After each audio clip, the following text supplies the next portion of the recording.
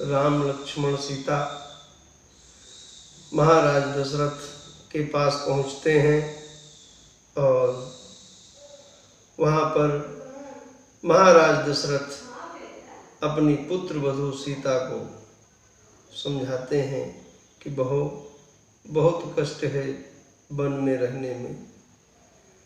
माता अरुंधति भी समझाती हैं, वशिष्ठ जी भी समझाते हैं। सीता जी को बहुत कष्ट होता है, लेकिन वो किसी को उत्तर नहीं देती। गोस्वामी जी लिख रहे हैं, सिय सकुच बस उतरु न देई, सो सुनितम के उठी कैकेयी। माता कैकेयी तमक करके उठती हैं। बहुत पकड़ने की जरूरत है। मानस मर्मज्ञ लोग क्या कहे हैं मैं नहीं जानता। इस प्रसंग को उठाए हैं इस चौपाई को कि सीता जी को समझाया जा रहा है कि तुम मत जाओ, तो माता कैकेयी क्यों तमक करके उठ रहे हैं। राम जी को बन जाने की बात है, राम बन जाने को तैयार है, अब तो सारी समस्या हल है, तब माता कैकेयी क्यों तमक कर उठ रहे हैं। यहीं पर वो राज छिपा है। भगवान राम का बन जाना जितना जरूरी है, उससे ज्यादा जरूरी है सीता जी का बन जाना, और उससे भी ज्यादा है लक्ष्मण जी का बन जाना। 14 वर्ष का वनवास इसीलिए मांगा गया है कि रावण का पुत्र मेघनाद तभी मरेगा जब मारने वाला 14 साल तक निद्रा भोजन नारी से दूर रहा। माता सब जानती है, इसीलिए उन्होंने सोचा कि ये तो काम खराब हो रहा है, और हमारे महाराज दशरथ फिर मूर्छा में चले जाते। भगवान राम वशिष्ठ जी के द्वार पर जाते हैं। सब लोग व्याकुल हैं। बहुत कैसा माहौल रहा होगा ये कहना प्रकट कर पाना मेरे पास शब्द नहीं। मानस मर्मज्ञों ने प्रकट किया है, मेरे पास शब्द नहीं है। वो बस सिर्फ अनुभव का विषय है। भगवान राम सभी को समझाते हैं कि ऐसा काम करिएगा जो कि जिससे कि हमारे पिता हमारी माताएं सुखी रहें। और पुर के बाहर पहुंच जाते हैं और हमारे महाराज दशरथ को फिर जब होश आता है तो कह रहे हैं कि यही ते कवन व्यथा बलवाना, जो दुख पाई तजहि तनु प्राणा। इससे और कौन सी बड़ी विपत्ति आएगी। इस शरीर को मेरा प्राण छोड़ क्यों नहीं रहा। और सुमंत्र को कहते हैं कि हे सखा सुमंत्र, सारथी हैं सखा भी हैं, तुम जाओ रथ में बैठा करके कुछ दिन जंगल में घुमा करके वापस ले आना। और जो नहीं फिरही धीर दो भाई, सत्य संध दृढ़ व्रत रघुराई। तब तुम विनय करहु कर जोरी, फेरी प्रभु मिथिलेश किशोरी। तुम हाथ जोड़ करके प्रार्थना करना कि प्रभु कम से कम आप दोनों नहीं चल रहे हो तो सीता जी को तो वापस भेज दो। और सीता जी को समझाना उनको कि कुछ दिन ससुराल में रहेंगे, कुछ दिन मायके में रहेंगे, जैसा भी होगा समय बीत जाएगा, आप वापस आएंगे फिर से। और फिर मूर्छित हो जा रहे। मतलब क्या प्रेम है। दशरथ जैसा पिता हो ही नहीं सकता। संभव ही नहीं है। मैंने नहीं पढ़ा, ऐसा पिता मैंने नहीं, न सुना न पढ़ा। और हमारे सुमंत्र जी दोनों भाइयों को माता सीता सहित रथ में बैठा करके लेकर के चलते हैं। पूरी अयोध्या वृद्धों बालकों को छोड़कर जो चलने फिरने के काबिल थे उनके पीछे लग लेते हैं। ये है राजा, ऐसा प्रेम। वो राम जी लोगों के मन के राजा थे, तन के राजा नहीं थे। उनको लोग हृदय से प्यार करते थे। बोले अयोध्या में क्या करेंगे, जब राम जी नहीं रहेंगे तो करेंगे क्या अयोध्या में, चलो। और उनके पीछे पीछे चल दिए हैं। तमसार नदी के तट पर रात्रि विश्राम हुआ है। दूसरे पहर में भगवान राम सुमंत्र से कहते हैं कि रथ को इस प्रकार घुमाओ कि लोगों को ये नहीं पता चल सके कि रथ किस दिशा में गया। लोग सोते रहते हैं और भगवान का रथ चल पड़ता है। पहुंचा कहाँ, श्रृंगवेर पर। भगवान श्रृंगवेर पर पहुंचते हैं। वहां पर महाराज गुहा मिलते हैं।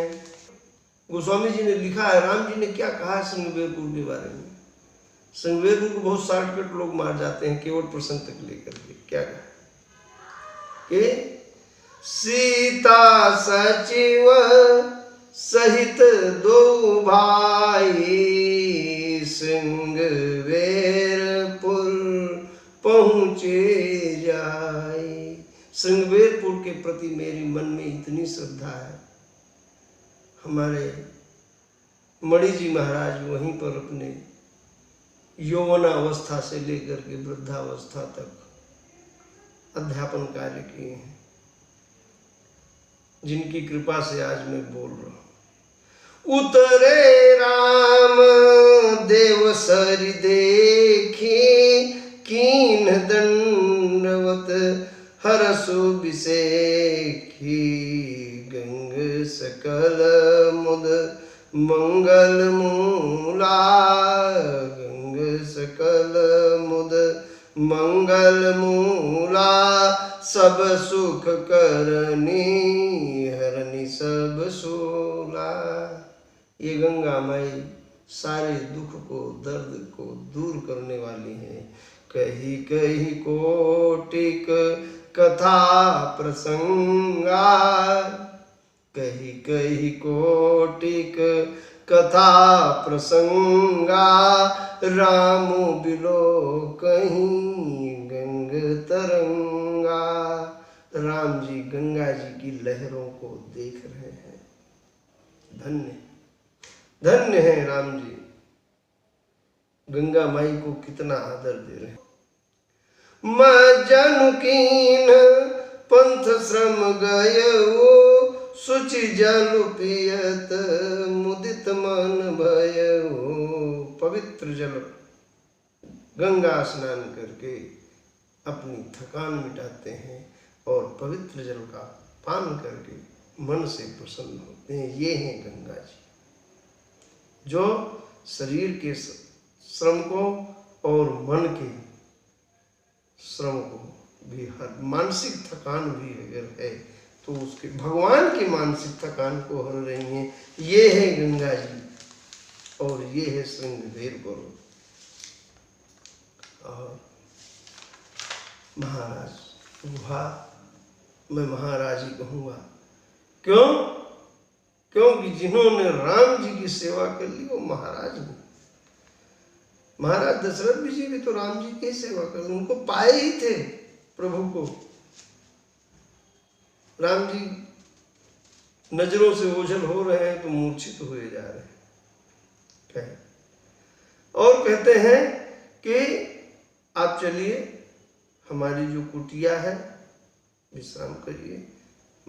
हमारे राम कहते हैं नहीं मित्र, बरस 4 10 बासुबन मुनि व्रत बे सुहार। हमें 14 वर्ष राम वनवासी ही नहीं है। अगर इतने होता कि वनवासी रहे तो वन में हम कहीं भी रह लेते, लेकिन तापस वेश, हमको तपस्वी देश में रहना है। और भगवान के लिए व्यवस्था होती है अशोक वृक्ष के नीचे, कुश और अन्य जो घास फूस पैरा जो भी था उसका बिछौना बनाते हैं। गोस्वामी जी लिख रहे हैं, गुह सवारी साथरी डसाए। देखिए सेवा भाव क्या होता है कि महाराज गुहा ने, राजा गुहा ने, या यूं कह दे जमींदार भी कह दे, भाई छोटा सा था संग, बिल्कुल उन्होंने अपने हाथ से बनाया है। नहीं तो किसी नौकर को भी कह सकते थे कि जाओ व्यवस्था कर दो। नहीं, ये होता है श्रेष्ठ के साथ जब व्यवहार करना है तो अपने हाथों से व्यवहार करना चाहिए। मैं समाजशास्त्री परिप्रेक्ष्य देख रहा हूँ। और भगवान सीता जी के साथ उस साथरी पर अशोक वृक्ष के नीचे लेटे हैं, सो रहे हैं, और लक्ष्मण जी कुछ दूर पर वीरासन पर बैठ करके पहरा दे रहे हैं, और वहां पर गुहा भी बैठे हैं और कह रहे हैं प्योर समाजशास्त्र। देखिए राम जी क्या बढ़िया लिखा है, बहुत लंबा हो जाएगा। भाव इतना ही है कि जो राम जी इतने सुख से ऐसे बिस्तर पर सोते थे, जो सीता जी जिनके पिताजी जनक थे, जिनके ससुर महाराज दशरथ और पति भगवान श्री राम, ऐसे माता सीता कैसे पड़ी हैं, ये सारी बातें कह रहे हैं। लेकिन लक्ष्मण जी ने एक ही बात में उनको उत्तर दे दिया। हम लोग क्या करते हैं, अगर वो कह रहे हैं कि कैसी थी कैकेयी की मति, कैकेयी नंदन मंदमति कुटिल कठिन कुटिलपन की, सब बातें वो कह रहे हैं। और हम लोगों के साथ ऐसा ही होता है। हमारे जो अपने होते हैं इनके विरुद्ध लोग अगर उन्होंने कुछ ऐसी बात कर दी है या कह दी है तो उसको जरूर कहते हैं। हमारा मन, हालांकि वहां पर वो भाव नहीं है, लेकिन समाजशास्त्री परिप्रेक्ष्य में देखा जाए तो लोग हमको भड़काने का प्रयास करते हैं, ये हमको समझना पड़ेगा। लेकिन लक्ष्मण जी क्या कह रहे हैं, काहे माता कैकेयी को दोष दे रहे हो, जबकि पहले खुद कुछ कह चुके हैं, ऐसा नहीं है। लेकिन वहां पर जब दूसरा बुराई कर रहा है तो तुरंत कह रहे हैं कि काहुन को सुख दुख कर दाता, काहुन को सुख दुख कर दाता, निज कृत कर्म भोग सब ताता। काहुन को सुख दुख कर दात, कोई किसी को सुख या दुख देने वाला नहीं है, अपने ही कर्मों का भोग व्यक्त करता है। यहाँ पर भी समाज शास्त्र, सामाजिक जीवन में भी वही बात है। और रामचरितमानस में राम जी जो भोग रहे हैं वो भी वही बात है। उनका अपना कर्म है, सारे बताए जा चुके हैं। नारद जी का प्रसंग बताया जा चुका है, किस लिए आए हैं बताया जा चुका है, इसलिए वो भी अपना कर्म ही भोग रहे हैं। सुमंत्र जी कह रहे हैं राम जी कि नाथ कहो अस कौशल नाथा, नाथ कहो अस कौशल नाथा, लई रथ जाओ राम के साथ बनु दिखाई सुरसरी अनुआई आने फेरी बेगी दो भाई। रथ पर बैठा करके ले जाओ और गंगा स्नान करा करके लेकर के दोनों भाइयों को चले आना, ऐसा महाराज ने कहा है।